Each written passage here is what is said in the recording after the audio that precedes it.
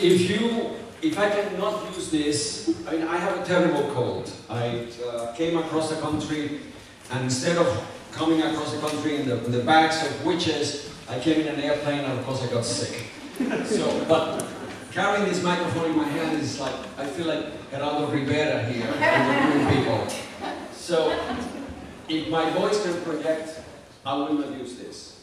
But if you cannot hear me, please tell me. Now, I am most grateful to be here, and I'm most thankful to the incredible hospitality and your beautiful campus.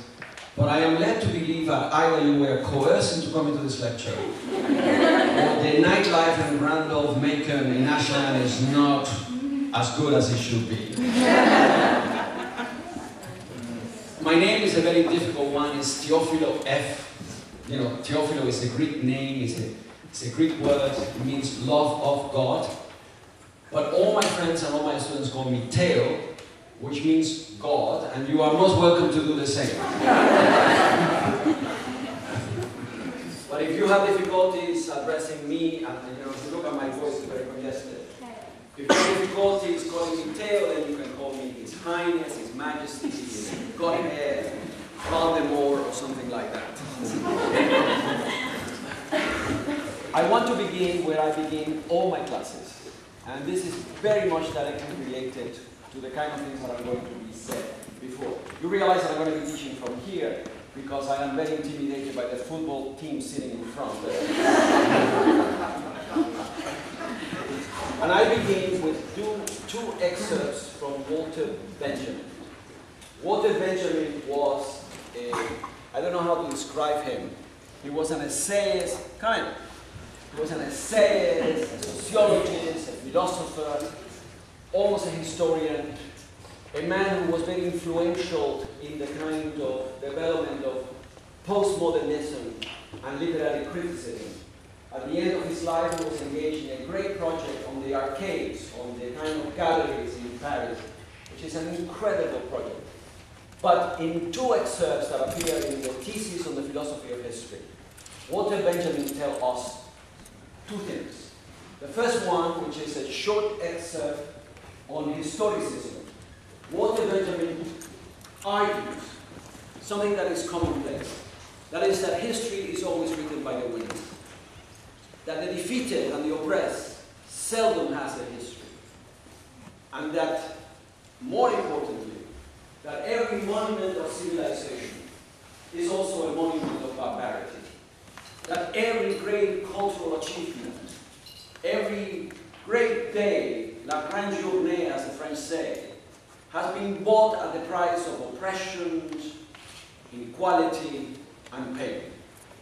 In fact, I use that word, I use that sentence at the top of every class I teach. Every monument of civilization is also a monument of barbarity.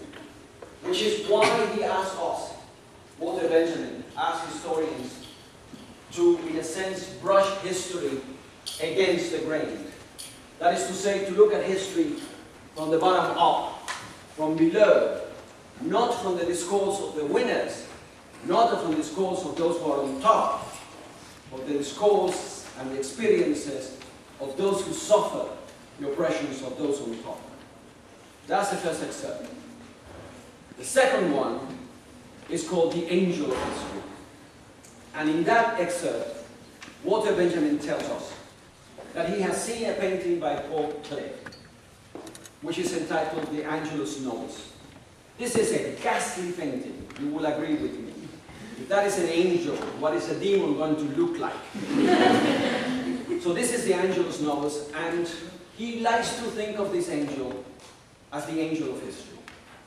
The angel of history sits on a hill. He looks into the past. His back is turned into the future. And in front of him, he sees the accumulation of all the disasters of history. The genocides, the inequalities, the oppressions, all those things that occur in history. And he wants to stop and put an end to them. But a wind is blowing from paradise, and it has caught into his wings, and it propels him inexorably into the future. That pile of debris that piles up in front of the angel of history is what we call progress. What he wasn't, that's what Benjamin says. That's what we call progress. What Benjamin was engaged was in a project to, in a sense, challenge the Enlightenment idea of progress. To challenge the idea that we are always moving forward and that we, in a sense, are not taking cognizance of all those disasters that occurred along the way. The book that I published on Monday, The Terror of History, which you bought for the library, is really a critique of the idea of progress in many respects. Why am I raising this in this discussion of the other 1492? Because 1492 has been seen in Spanish historiography as the miracle year, the year in which Spain defeated finally the last outpost of Islam, a year in which Spain acquires a unity of religion, the year in which they launched the expedition across the ocean sea that will result in the encounter with the New World. And therefore, that is a year that is precious to traditional Spanish historiography. But I want to brush history against the grain. And what I want to see is not 1492 as the extraordinarily glorious year that we celebrate, but rather the consequences of 1492 for 4 different kind of constituencies. 1, the people who live in the Crown of Aragon, and I will explain that now. 2, Muslims. 3, Jews and conversos. And 4, natives in the New World. Now, this is a map of Ashland. And in 1492, or indeed in 1500, or indeed in 1600, or in 1700, there is no such thing as a country named Spain. In fact, what we have here is a composite monarchy. The Kingdom of Castile, which is all the purple areas, which is demographically superior, and then something very odd called the Crown of Aragon, which is a federate monarchy, which consists of 3 political entities: the Kingdom of Aragon, Barcelona, and Catalonia, the county of Barcelona, the county of Catalonia. That's where you go to drink incredibly amounts of wine and beer when you go to Spain, and then the Kingdom of Valencia. Each one of these kingdoms has the same king, but each one had a parliament, and it was a very difficult place to rule, because they were very faithful to the deities. From the middle of the 13th century onwards, most of the Spanish kingdoms, the Spains, were going a severe crisis. The Kingdom of Castile in particular sank into civil war from the late 13th century until around 1474. I am not going to discuss that, only to point out that when Isabella became Queen of Castile, after her marriage to Ferdinand, who was the heir to the Crown of Aragon, they engaged in a vast program to reform all of the peninsula. Or, let me refrain myself, to reform Castile and to centralize power in Castile. They waged war against the nobility and tamed what was a selfish and violent nobility. They turned them into servants of the crown, and they put them to work for the benefit of the crown. They reformed the economy, they reformed the administration, they created a new bureaucracy, and in 1480, in a sense, they were poised to begin an assault on the Kingdom of Granada. The Kingdom of Granada, which included more than just the city of Granada, which included all the area leading to Malaga, which allowed for contacts with North Africa, and so on, was the last outpost of Islam in the peninsula. It took them 12 years to conquer Granada. It was a ferocious kind of war fought in which they had fought in hillsides, in mountains, and they had, in a sense, to take town by town before they came to the walls of Granada. It was a war that was won because there were great military reforms carried out by the great captain, Gonzalo Fernández de Córdoba, which in fact invented the Spanish army, an army that would be hegemonic in all of Europe until 1643. It will not lose a pitched battle until 1643. But on the night of the 1st of January, from the 1st of January to the 2nd of January, Granada surrendered. The chronicles tell us about the surrender of Granada. They tell us about how Isabella cried when she saw the banners of Castile flying over the Alhambra. They tell us how the last ruler of Granada, Boabdil, came out of the city to surrender the city to Ferdinand the Catholic and tried to kiss his leg, and Ferdinand embraced him.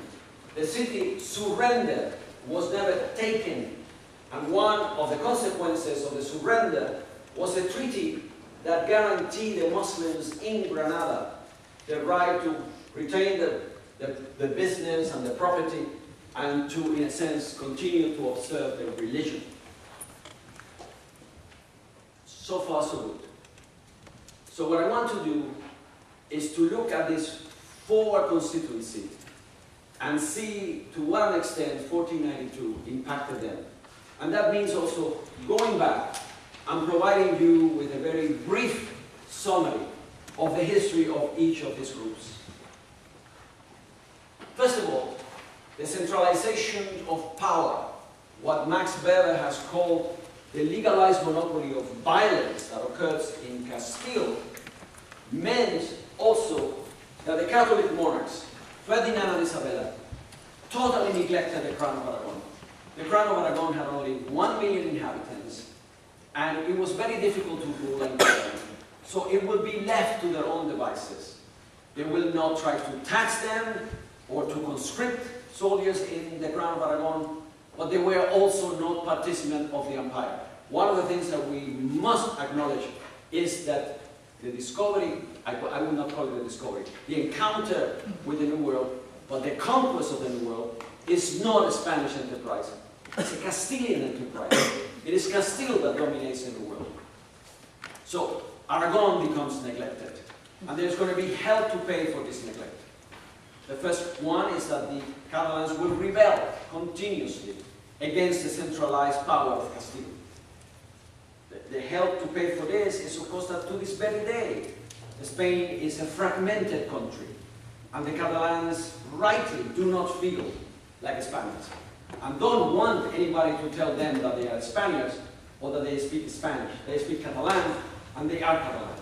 So you could see this, how this carries into the 21st century, or the rivalry between Barça and the Real Madrid on the football fields, in the soccer fields. So you could see how this essentially creates a situation where Spain is, in the great words of Ortega y Gasset, an invertebrate being, something that has really no cohesion. So that's the first one. Now, what about the Muslims? The Muslims came to the Iberian Peninsula in 711. In 711, in two small battles, they destroyed the Visigothic Empire that had been in control of most of Iberia from the 5th century onwards. They extended the power all through the peninsula. They went into France, and in 752, when there is a famine in the south, they withdraw from the north of Spain and move to the south, a line south of Madrid, all into this area. And there, they established their power. As Peter Brown, a great medievalist at Princeton, once wrote, this was a garden protected by our spears. Islamic civilization prospered in southern Spain, in an area which they call Al-Andalus. It prospered greatly. In 800, Cordoba, which was the capital of the Emirate, and eventually would become the capital of the Caliphate of the Umayyad, was a great city, the largest city in Western Europe. It had over 100,000 inhabitants at a time when people in Paris and London were like 40 of them walking around in furs, putting their fingers into their noses. A place of huts and mud and smells. Cordoba had street lights, a police system. You could send a letter from Cordoba all the way to the Khazars because they were a part of Dar al-Islam, of the world of Islam. It was a great center of learning. Maimonides lived in Cordoba. It was a place of incredible beauty. How many of you have been to Cordoba? How many of you have seen that mosque in Cordoba? It's one of the most beautiful places on earth. Certainly one of the most beautiful places in Europe. It's this forest of columns, except that when the Christians conquered the city in 1236, they plunk a cathedral in the middle of the mosque. I have always been tempted to go and dynamite the cathedral and restore it to its original beauty. In any case, the Caliphate held not only cultural hegemony in the peninsula, but also military one.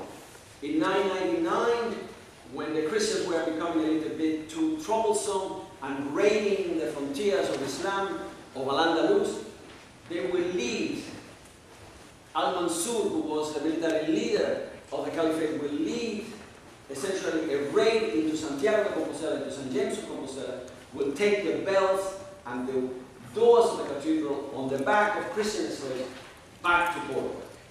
But in 1035, the Caliphate fragmented into small little kingdoms. We call these the kingdoms of Tarifas or the party kings. And these kingdoms became very vulnerable to Christian attacks. Now, please understand that until the end of the 11th century, and as you can see to this very day in the poem of the Cid, the relationships between Christians and Muslims in this world is a very fluid one. Christians will ally with Muslims against other Christians, Muslims will ally with Christians against other Muslims.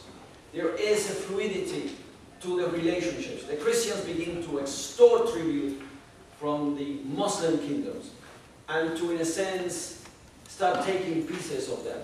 This culminates in 1085 with the Conquest of Toledo, which was a kind of awakening bell to the Muslims that the Christians were very serious in their plans to recover all these lands. And of course, they would call for help from North Africa. And fundamentalist Berbers, people we call the Almoravids, come in 1086, defeat the Christians and push them back. They can never recover Toledo again, but they push them back. For the Muslims in the Iberian Peninsula, this was very difficult because they are caught between a rock and a hard place. Muslims, Islam in the peninsula had become very relaxed.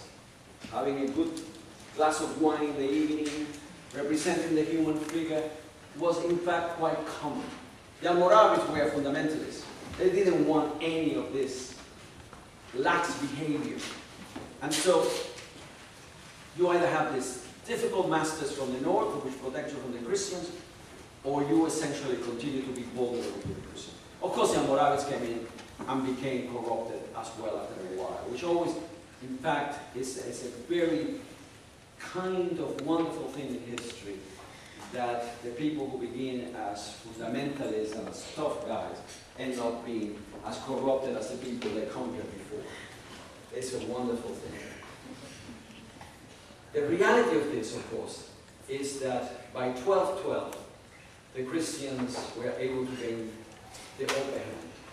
After a great battle in Las Navas de Tolosa, they defeated a great Almohad army, and it was now very clear that from now on, the victory was going to reside with the Christians. It took 200 years to complete, 280 years to complete this victory. But it was never in doubt that they were now on top. And when the Christians were on top, they really did not behave in an amicable manner. They passed legislation against both Jews and Muslims. which were very restrictive of the freedom and which tried to marginalize Muslims and Jews from Christian society, and which sought to inscribe in the body of Jews and Christians the difference, either by requiring them to wear, in a sense, a yellow round thing on the flesh, or to use their hair and beard in a specific fashion that would be made very easy to identify them. Between 1212 and 1492, the fall of Granada, the Muslims are essentially on the defensive. What is remarkable indeed is that, knowing that the days were counted, the Kingdom of Granada, which was a very prosperous kingdom because of the production of silk cloth, and was a great center of learning, and had great relations with North Africa, the rulers of Granada could build a place of such beauty as the Alhambra in the 14th century, when they knew that there was no hope, and yet they built this place, which is of the most central beauty in all of Europe. What happened to the Muslims after 1492? The original Treaty of Surrender guaranteed, as I said to you, the freedom of religion and property.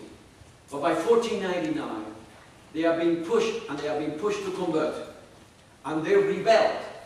They took arms and went into the mountains surrounding Granada and fought against the Christians. They were defeated.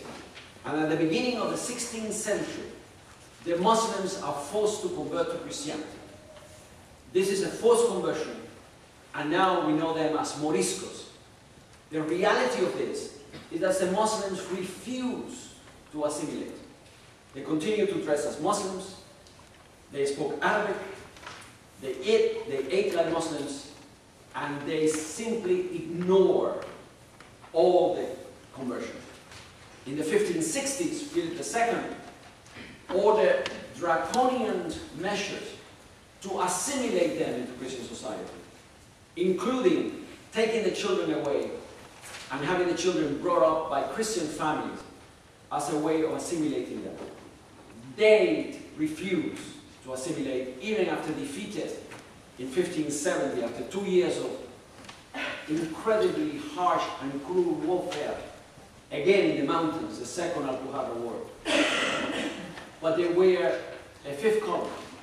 And at the beginning of the 17th century, between 1609 and 1619, 300,000 Moriscos, Muslims who had nominally converted to Christianity, but who in fact remained Muslims, were expelled from Spain, which in many respects, many historians think, is really one of the reasons for the decline and essentially fall of Spain as a great imperial power. At the beginning of the 17th century, one of the consequences of 1492 was the eradication of Muslim life from the peninsula, a place where they have been for almost 1,000 years, in which they have impacted the language, because Spanish has a great deal of words from Arabic. Every word that begins with AL is of Arabic origins, that they imprinted their architecture, their customs, their food into that society, and yet they were no longer allowed to live there. So much for the Muslims, so much for the people in the Crown of Aragon. In 1492, still rejoicing in the great victory over the Muslims, the Catholic monarchs, who were themselves personally philo-Semitic, people who actually had Jewish friends in the court, who sometimes even were incredibly friendly and sympathetic to the Jews at the court, signed on the 31st of March the Edict of Conversion or Expulsion. In this edict, the Jews that remained in the peninsula, who were few in number, were given a choice either to convert to Christianity or to leave Spain within 3 months. So what about the Jews? The Jews were present in the Iberian Peninsula as early as the 1st century of the Common Era, of the Christian era. We have echoes of the presence in the Council of Elvira in the 4th century. We know that when the Visigoths come into Spain, they engage in incredibly vitriolic policies against the Jews. And that in fact, just before 711, when the Muslims destroyed the Visigothic Empire, the Visigoths have passed edicts which were eerily the same as those of 1492, giving the Jews, in a sense, a choice of conversion or exile. In many respects, the Muslim invasion was providential for the Jews, because Jews prospered greatly under Islamic rule. Under the Caliphate, the Jews reached the highest point in the Middle Ages.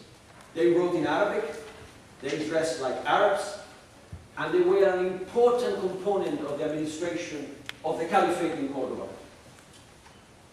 And they essentially enjoyed the benefits that Islam granted to the people of the book, either Christians or Jews, who, as long as they recognized the superiority of Islam and pay appropriate taxes, they were allowed to function freely in the society and got, in fact, benefits from that. By 1035, when the Caliphate falls down, the Jews migrated to the north because conditions in Al-Andalus have become quite unstable. Now, I want to destroy several stereotypes about Jewish life in Iberia.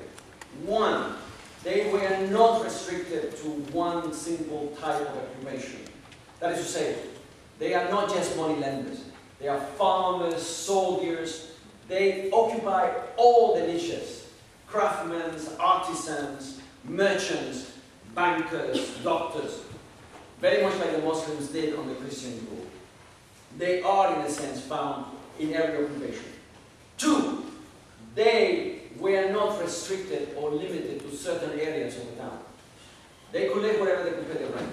Indeed, there are neighborhoods that are mostly Jewish or mostly Muslim, but they could also live in other parts of town.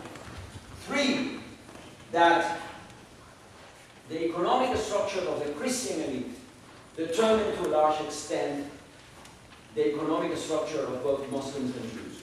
In towns where the Christians control or dominate or have a monopoly on craft or business, the Muslims and Jews are found in other occupations, often in agricultural labor, as masons, as the case of the Muslims, or in kingdom-wide finances, in areas or in cities where the dominant elite, Christian elites, receive their income from land rents or from the transhumance, I should say, from the movement of livestock.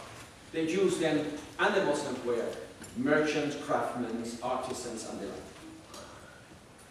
And in many respects, where the Christian elite derive their income from land rents and from the transhumance, there are less persecution. The Inquisition is less active. There are no pogroms. That is the case of the city of Avila, which did not see any violence against the Jews. In fact, which became a refuge for people who wanted to refashion their identity in the 16th century.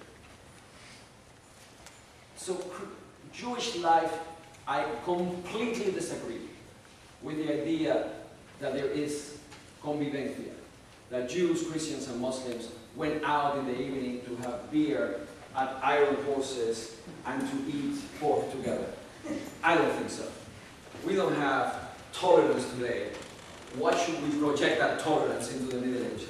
It's sheer nonsense. They coexisted in the place. They traded with each other. But there are lines that cannot be crossed. These lines are usually mostly propelled by fear of miscegenation. That is to say, by the fear that females, Christian females, will go to bed with a Muslim or a Jew. And therefore there are strict boundaries that are built between the three groups. So the life is uncertain. There are periods of peace, there are periods of coexistence in a space, but there are also periods of violence. This violence, in a sense, increases in periods of economic crisis and declines when there is prosperity. But in 1391, propelled mostly by the preaching of mendicant preachers, Dominicans and Franciscans, or by members of the secular clergy, as was the case in Seville. There are widespread pogroms throughout the peninsula. And something remarkable took place in Spain.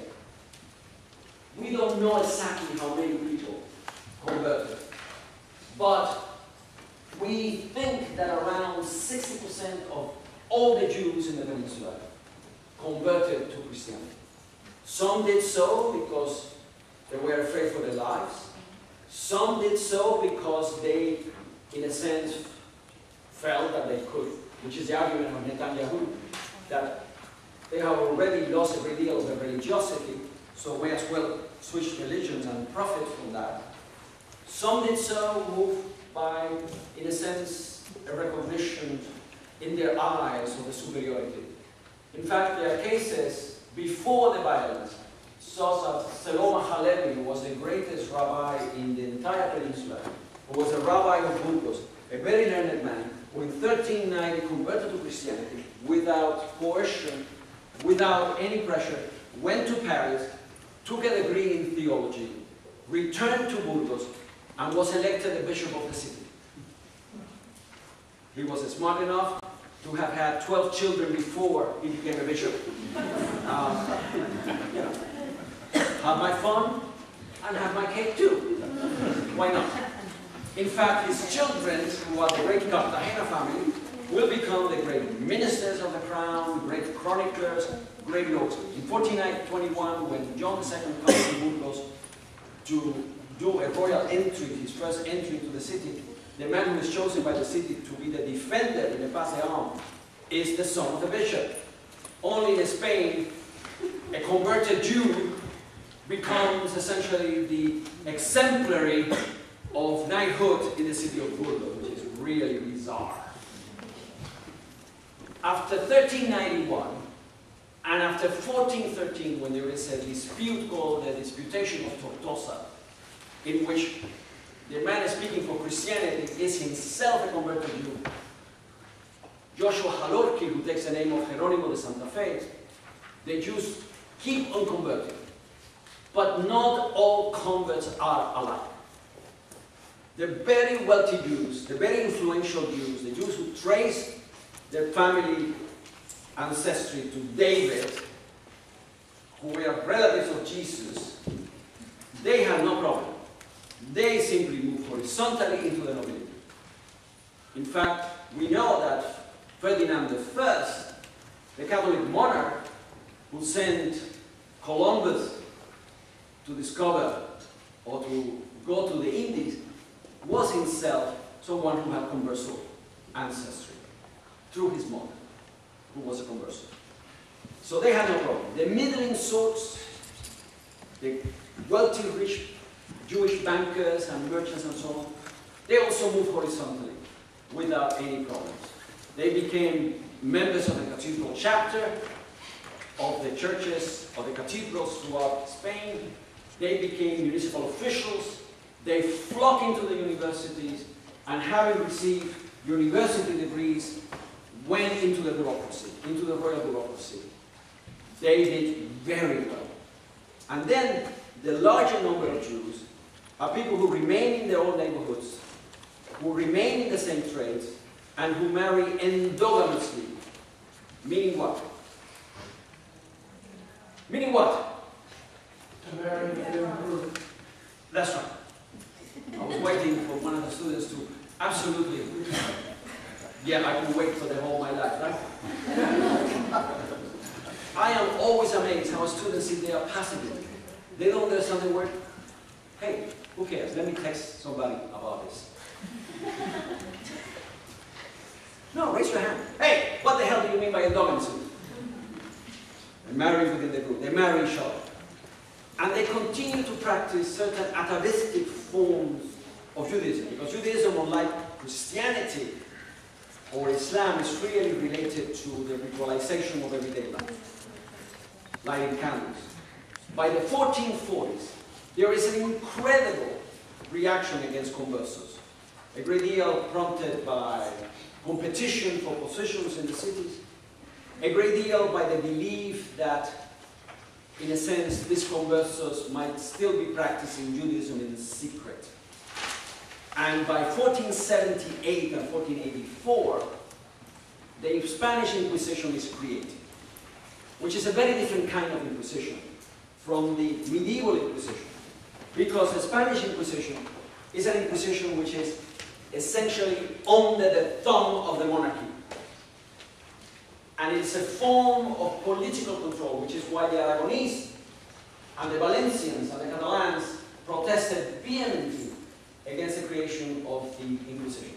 The most remarkable thing is that the Inquisition, and we don't really understand very well why the Inquisition comes into being, but it came to be under the thumb of the Castilian monarchs. And we know that the first inquisitors, the people who ran the Inquisition, were conversos.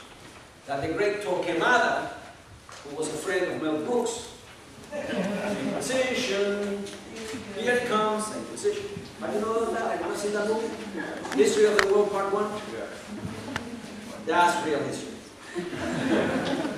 The Inquisition was run by conversos. Torquemada is a converso family, a great converso family. Another stereotype that has to be destroyed. The Inquisition has no jurisdiction over Jews. The Inquisition has jurisdiction over conversos. The Inquisition had jurisdiction only over Christians. The Inquisition and the Jews in Spain only overlapped for 8 years. It is very debated what was meant to accomplish by the Edict of Expulsion. Henry Kamen argues that it is indeed an edict of conversion rather than an edict of expulsion. And he has calculated that in 1492 there were around 80,000 Jews left. They were impoverished, they were not rich, they have been pushed into small towns, out of the big cities, because they were cleaned out of all the big cities. They have become more religious, those who remain Jewish. But he argues, Kamen argues, that only 40,000 left, and that many of them returned to convert and claim back their property. And I've seen those legal documents, many of them. There is one important issue that I don't want to leave this without saying that, which is that we don't know what the conversos did. Netanyahu, this is a great debate within Jewish history. Netanyahu, who is the father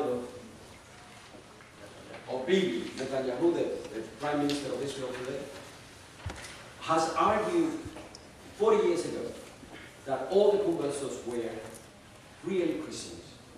In fact, that the Jews in the Responsa have declared them to be no longer Jews. Isaac Baer, in his great history of the Jews in Spain, argues the contrary, that all the conversos were really Jews in secret. The truth is that we don't know what the truth was, because inquisitorial records are very unreliable, because people are brought in front of the Inquisition, eventually confess to what the Inquisition wants them to confess. It's very obvious that many of these conversos were very confused about their identity.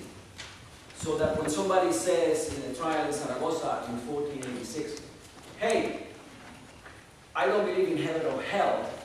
To be rich is to be in heaven, and to be poor is to be in hell. The Inquisitor said, Judaize. Now, what does it have to do with practice of Judaism, I do not know. But there it is in which the Inquisitors are not able to recognize the kind of mentalities that are emerging out of this process of conversion. Whatever the result is in 1492, Jews are expelled from Spain. And in the same manner in which the Muslims will be expelled 100 years plus later, people who have lived the peninsula for 1500 years are excluded from it. And all the kind of religious pluralism that existed in the peninsula comes to an end. The history that has not been written is a history of assimilation.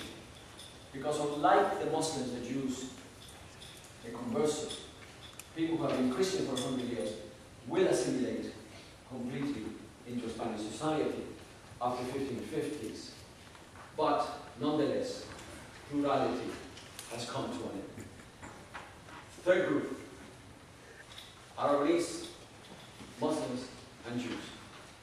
In 1492, the same glorious year, which created such agony and havoc for the majority of the people who live in the peninsula, the Catholic monarchs decide to sponsor and give a small grant to a crazy Genoese sailor who argued against all scholarly evidence that he could sail.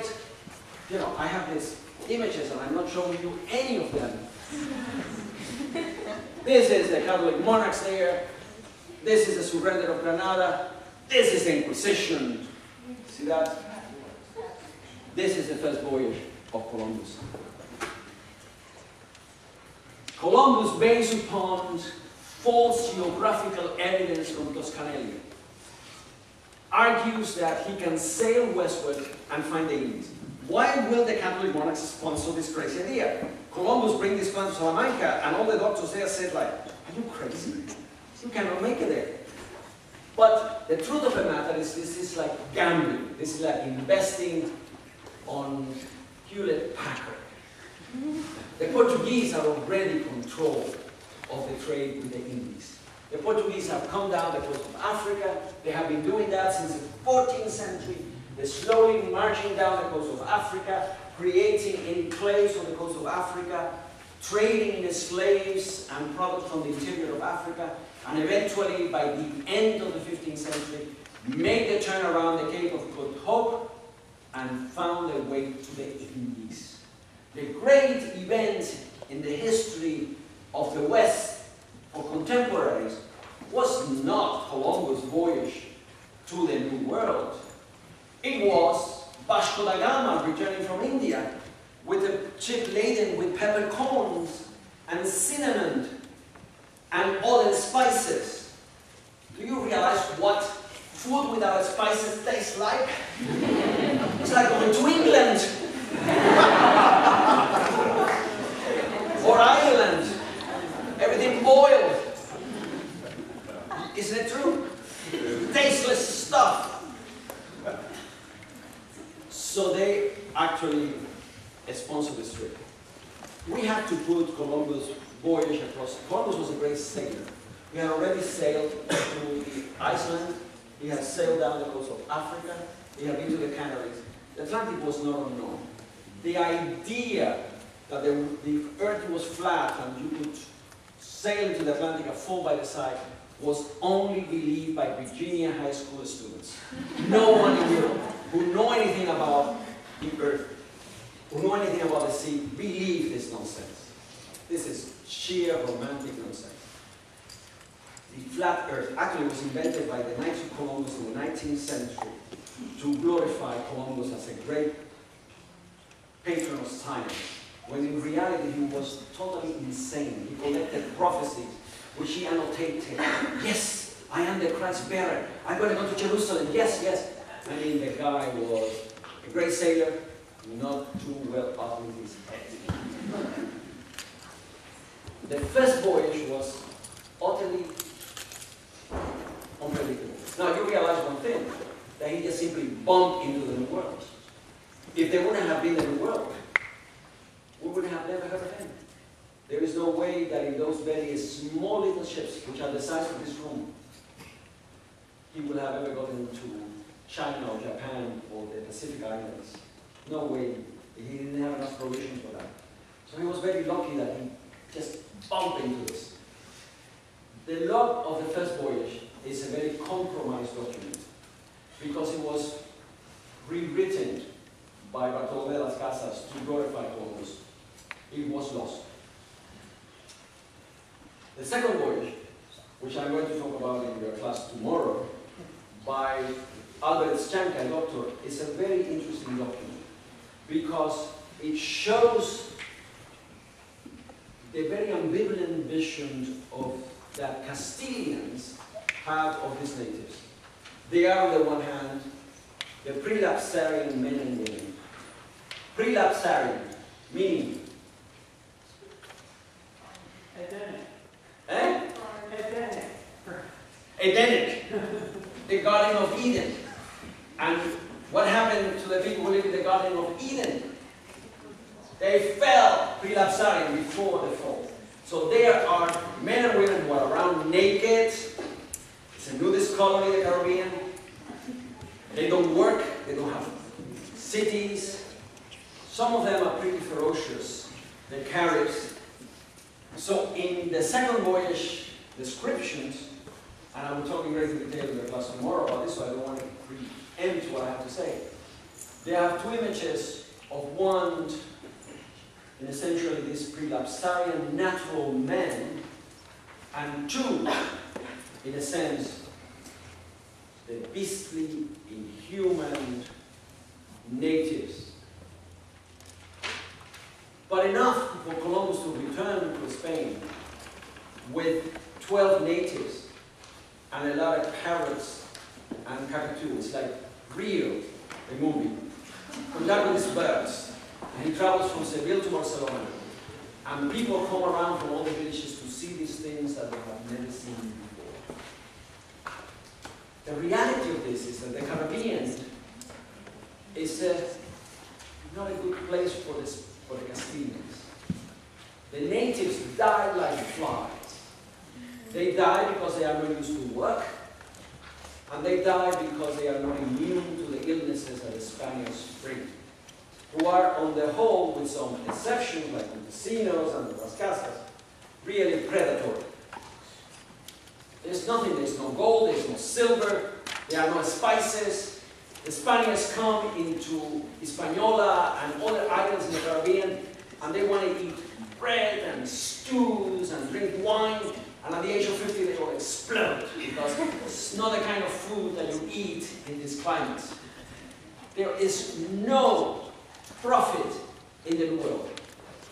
But in 1517, they run into the mainland, and there they find one formidable civilization that has, in a sense, fought the Mayan civilization in Yucatan, and you could still go and see the great temples of Palenque and Uxmal and Chichen Itza, and then into the very heart of the Valley of Mexico, dominated by people who we call Aztecs today incorrectly, but who call themselves Mexica, Mexicans.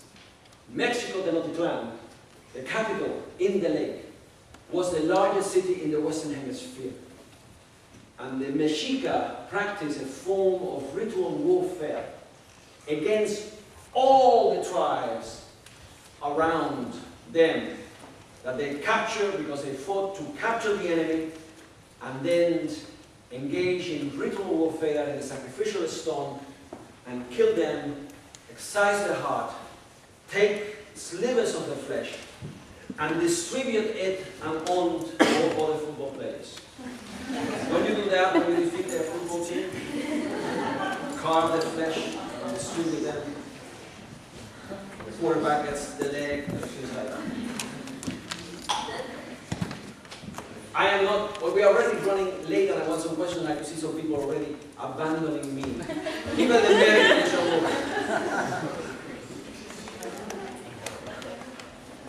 The history is almost romantic in the manner in which the Castilians eventually conquered the Valley of Mexico. But I want to destroy another sort of commonplace belief. The Spaniards, the Castilians, because there are only Castilians that are allowed to come to the world, the Castilians never defeated the Mexica Empire. The native allies did so.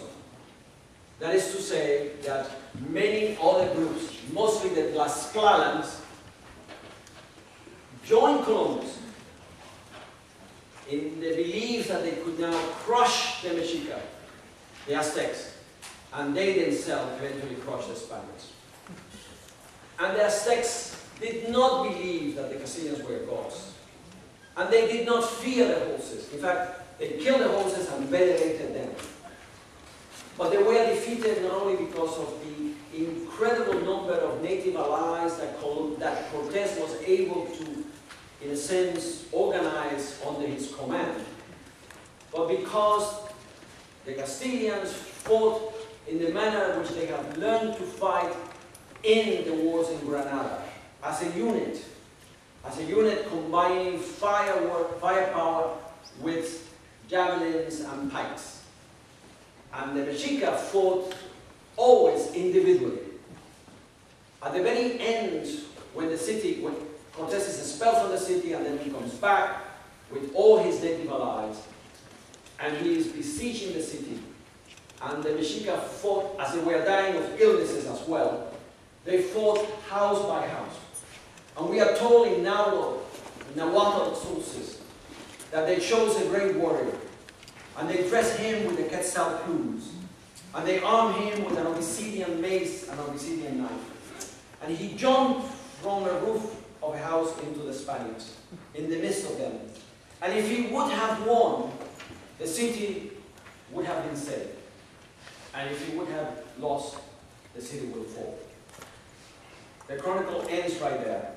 And we never know what the outcome is.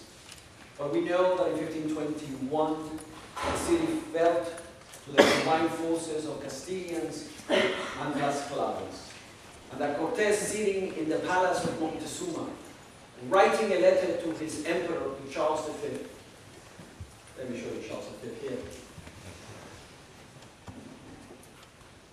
Wrote to them, as he heard the cries of the women and children who were being slaughtered by the conquering armies, that he had never seen such inhuman behavior.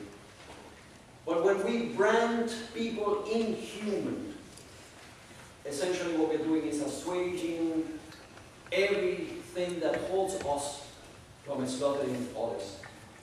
And look at the art that these people could produce. The kind of things, this is a depiction in the Florentine Codex of Cortés seeing the first speaker, Montezuma. Look at this work. I don't have the picture here, but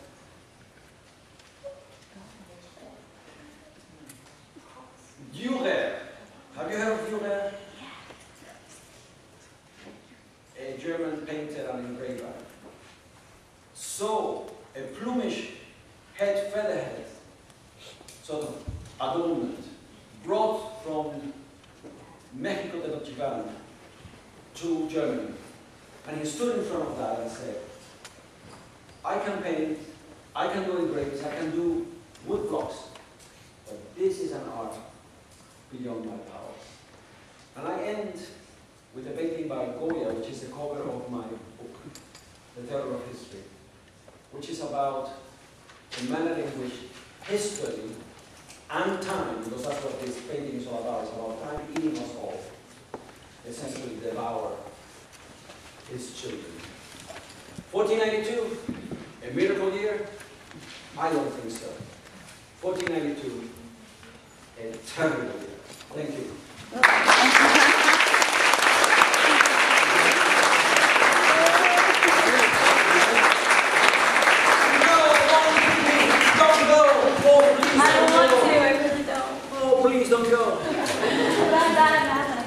You're bad at math? Yeah. Then you become a historian.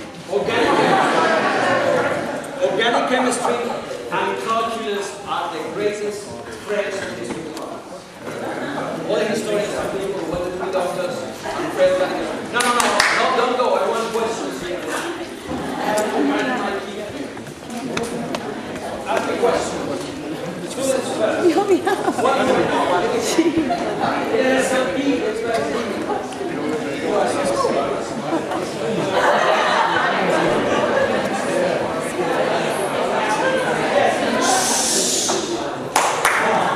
question from LSU football. Isn't it a bit of a traitorous statement? And then VCU, what the? Where is this? He's in my class and he knows my wife went to LSU. Ah, okay, good. I'll be there.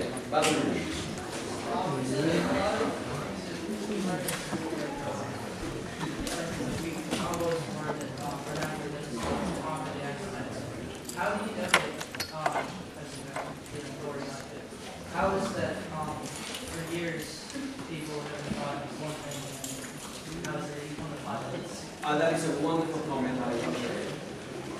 How is it that we accept all these myths? Because myths are unfortunately more powerful. Because the history of Cortés is a heroic history.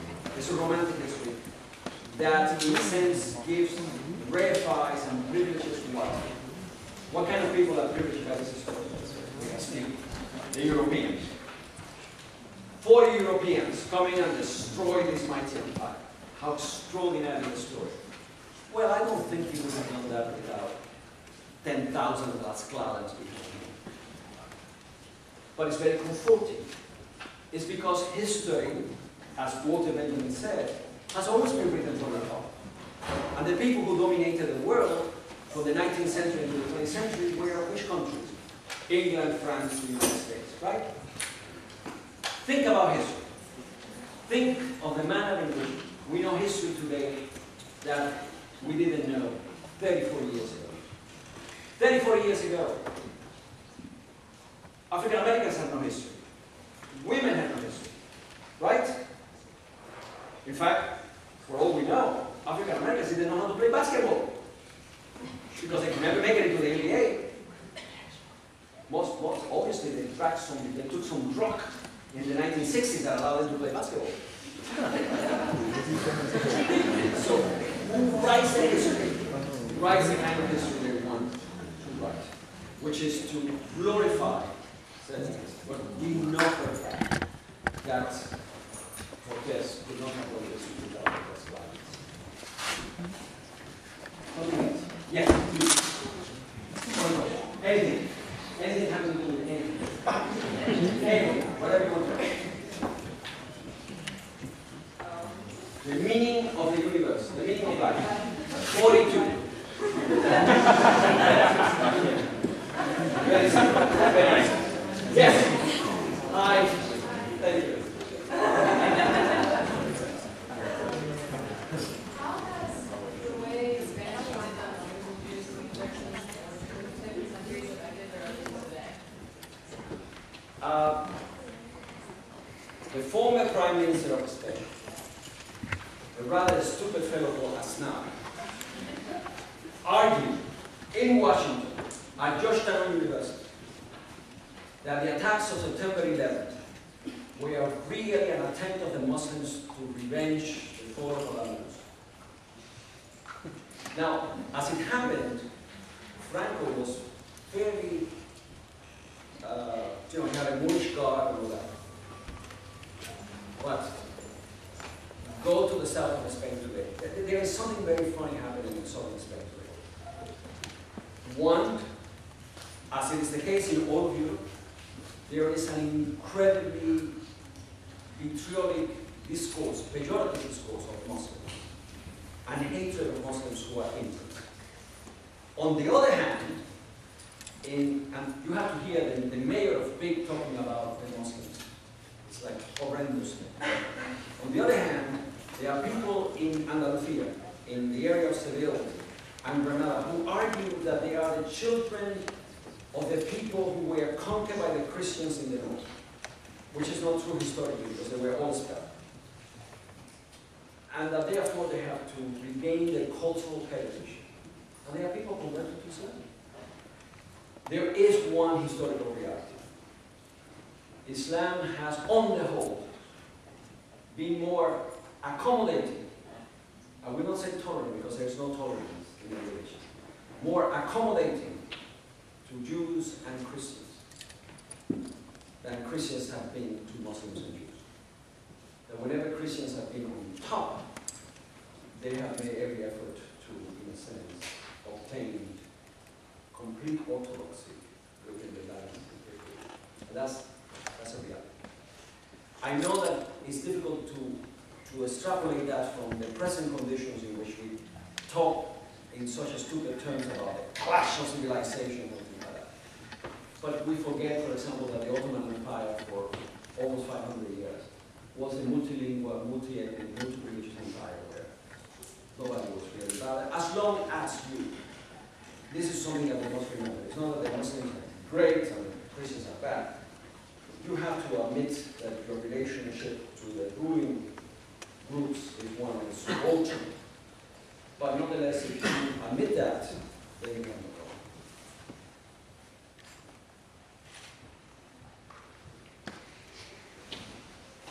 They cut the tongue? No? So questions, please. Come on. The via doesn't begin to flow until much later. I'm curious in your excellent presentation. Oh, thank you. You did not mention the word more. Okay, pourquoi? Pourquoi? Parce qu'il y a un manque de mots et c'est péjoratif. Ah, The term more, and it's a pejorative term. El more, which indicates it's a racialized term. When the reality is that, and which is also one of the reasons why this is problematic, that in the streets of Seville or in the streets of Burgos in the 14th century, you couldn't tell the difference between a Jew, a Christian, and a Muslim. Unless you force people to dress in a particular way. Or unless you force them by sumptuary rules to not use certain fabrics. And because they are, I am not saying this for the first time, John Gellner said that many years ago, because you are so alike is why it's so important to create differences. Especially because the great fear is visiting. So I tend to avoid the word more. The Muslims who converted to Christianity are called by the Christians Moriscos, which is also a pejorative term. You know, little Moors. And it's a way in which, when we name people, we gain authority over them. You know that? Words are used, words are always laden with ideological meanings. Words are laden with questions about power. When you call a woman a girl,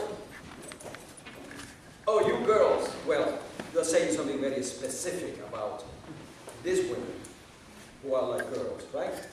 So all the terms we use carry with them ideological valence, ideological meaning.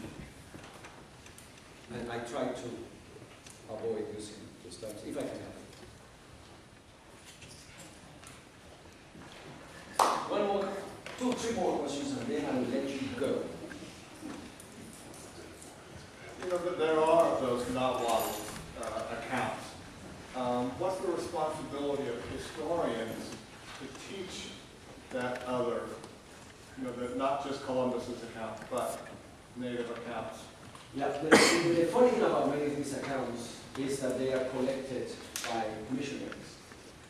So it is native informants.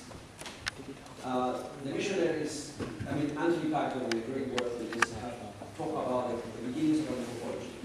Many of these early missionaries into the Valley of Mexico and into Central America, into Peru, are really people who want to rescue native cultures and native languages for the purpose of proselytizing, converting.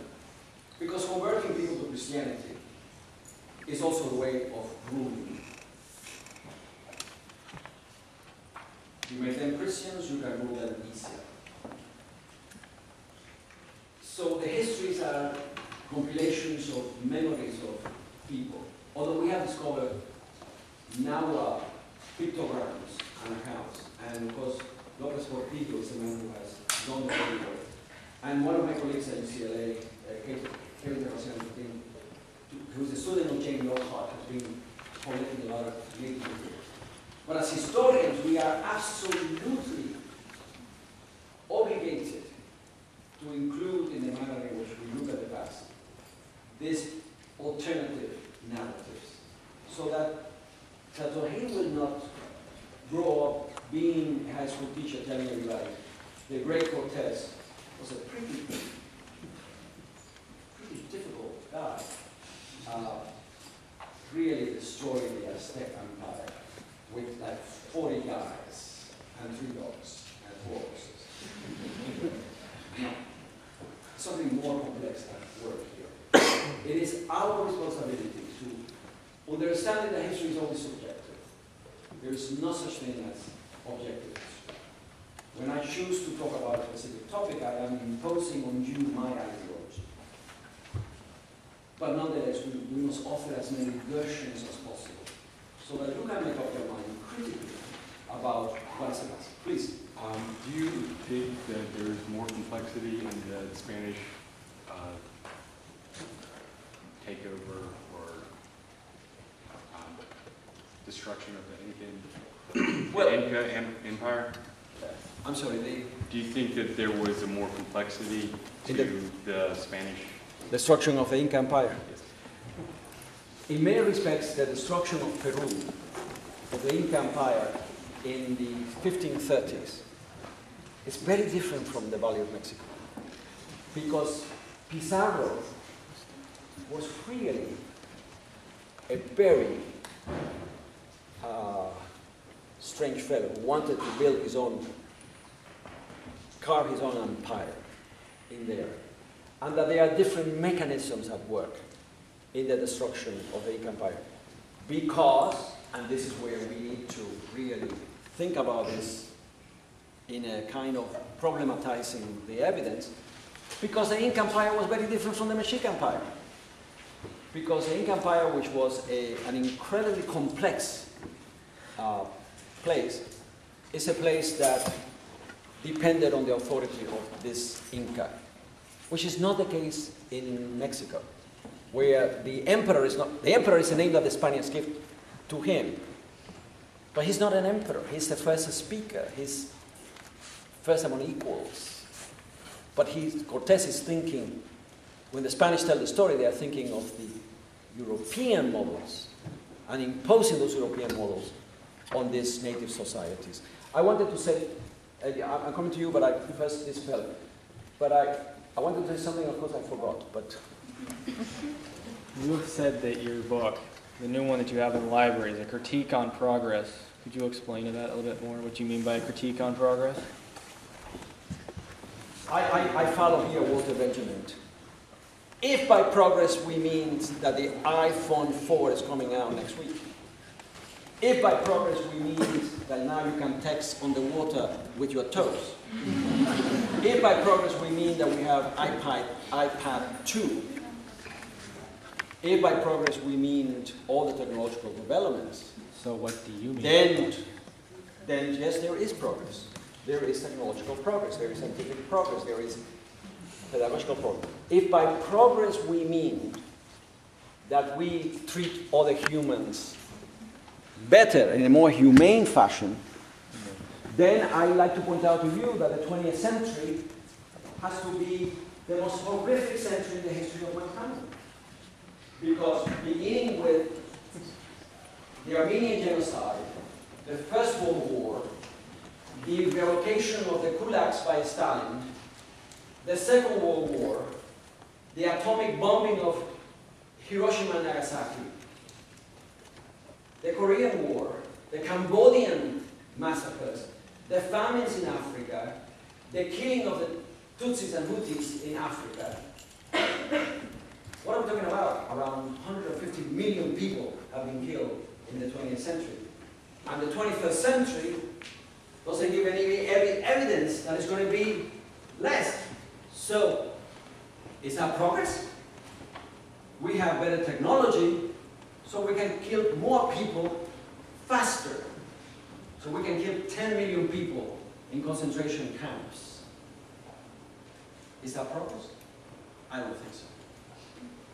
You said that to call the Mexicans Aztecs is a mislabel. Where did the word Aztec come from then? It's something that's invented by historians afterwards. It's,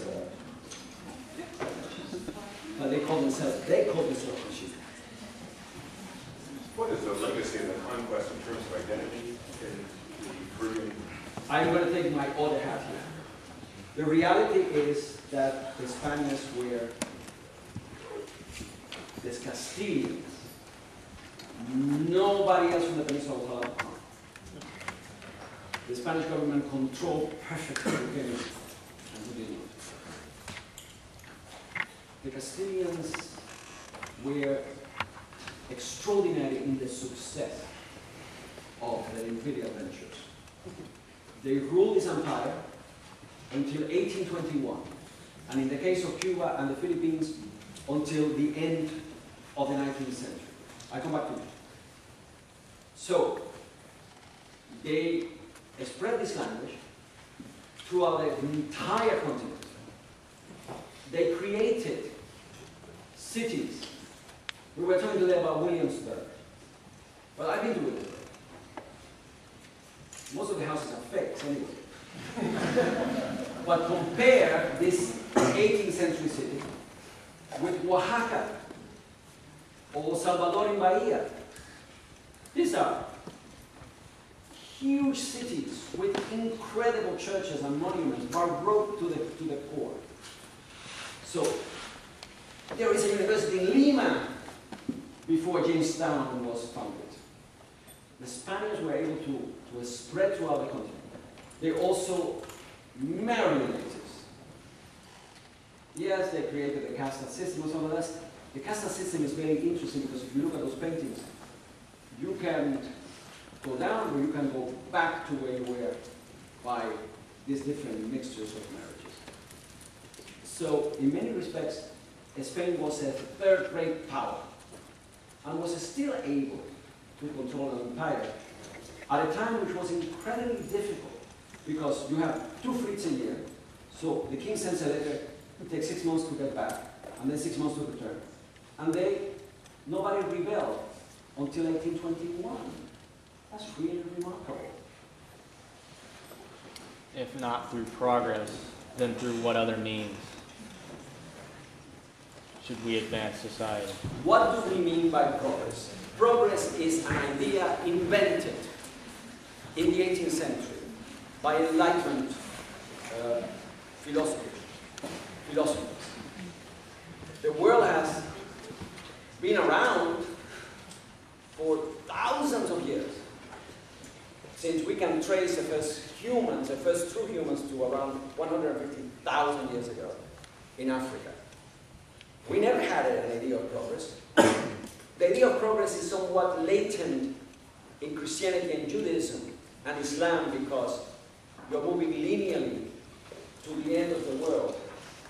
But there is no idea of progress. It's something invented in the 18th century by the Enlightenment philosopher. And it is essentially an idea which is, at its very core, nothing but an imperialist idea. Because you will progress as long as you look like us, and behave like us, and learn the things we teach you, and obey us. But that project is no longer feasible, because the idea of progress invokes the idea that each human can, this is Condorcet, on the progress of the human mind, that the individual matters. But then in the 19th century we have Darwin and Freud and Marx, and the individual is set asunder and unimportant. So, what else can we do? What we can do is criticize this idea of progress by saying, for every path that we get, we're going to make sure that there is less inequality in the world, that there are less people who die of hunger, that there are less people who are poor, and so on. Not to glorify the life of the few to the detriment of the many. That's the way in which we can